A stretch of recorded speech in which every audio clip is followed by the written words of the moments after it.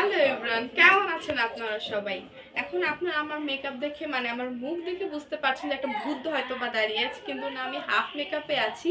Makeup করার পর আমার মনে পড়েছে যে আমার ব্লগ স্টার্ট করতে হবে, কিন্তু যার কারণে যে জন্য এই ব্লগটি স্টার্ট করেছি সেটা না দেখালে হবে। আজকের ব্লগটা হচ্ছে গিয়ে আমি আমার মার শাড়ি পরবো এবং একটা সুন্দর লুক ক্রিয়েট করব, সেটা আপনাদের সাথে শেয়ার করব। তো ফার্স্টে শাড়িটা দেখাই, একটু সামনে আসো। দেখুন কত কাজ, ডায়মন্ডের মতো।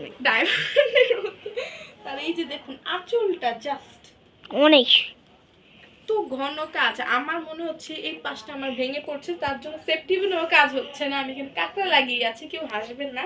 কিন্তু যাই হোক, শাড়িটা কেমন সেটা কিন্তু অবশ্যই আমাকে কমেন্ট করে জানাবেন। আর আসছি লুকটা নিয়ে। এখন তো ইন্টারনেট ঘাটাঘাটি করলে এরকম ভিডিও আমার সামনে প্রচুর পরিমাণে আসে। অনেক মেয়েরাই তাদের মার বিয়ের শাড়ি পরে লুক ক্রিয়েট করার চেষ্টা করে। তো আমি আজকে সেই চেষ্টাতেই একটু নেমেছিলাম। তো এখানে আমার একটা কাজিন ছিল, ওর মার বিয়ের শাড়ি পরেছে। তো আমরা দুজনে এখন এখানে কথা বলছিলাম, ও সাজছিল এবং আমি কীরকম লুক ক্রিয়েট করবো এবং কী কী দিব, বা আমি চাচ্ছিলাম সিম্পলের মধ্যে লুকটা ক্রিয়েট করতে।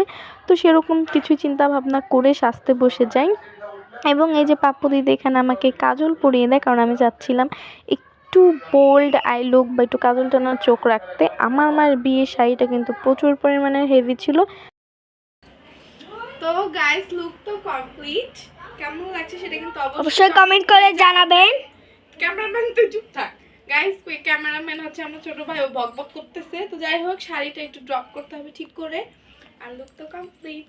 হ্যাঁ স্যার। আর জুয়েলারিও কিন্তু পরাটা বাকি, ওটা পরে আপনাদের সাথে আবার শেয়ার করছি। তো গাইস, এখন লুক তো কমপ্লিট, দেখতেই পাচ্ছেন। এখন শুধু নেল পলিশ দেওয়া বাকি, আলতা দেওয়া বাকি। ব্লগ চলছে, আস্তে কথা বলো। গাইস, আমি এখন এটা পরিব। এই ক্যামেরাম্যান, তুই আমার দিয়ে ক্যামেরা নে। তো গাইস, আমাকে কেমন লাগছে সেটা কিন্তু অবশ্যই কমেন্ট করে জানাবেন। গাইস, আজকে আমরা আসছি। আমি আজকে সেজেছি হুমায়ুন ফরিদির সেই সোনার কন্যা। হ্যাঁ বাপ্পুদি, কথা বললেন না। এই যে আপনার মুখটা একটু দেখেন বাপ্পুদি। আপুদি, তোমার লুকটা দেখাও। সালাম বলবেন। রেডি। গাইস, আজকের লুকটা কি কেমন লাগছে সেটা কিন্তু অবশ্যই আমাকে কমেন্ট করে জানাবেন। আর হচ্ছে যে হাতে আলতা দিয়েছি, মার বিয়ের ঘোমটা দিয়েছি। আর হচ্ছে এই যে মার বিয়ের শাড়ি প্রচুর পরিমাণের হেভি, আমার কাকটা মনে হয় বেঁকে যাচ্ছে। তো যাই হোক, কেমন লাগছে আমাকে সেটা কিন্তু অবশ্যই কমেন্ট করে জানাবেন। আর এই লুকটা বেসিক্যালি আমি ক্রিয়েট করেছি হুমায়ুন ফরিদের সোনার কন্যার যে লুকটা, সেটার উপর ডিপেন্ড করে কিছুটা নিয়েছি।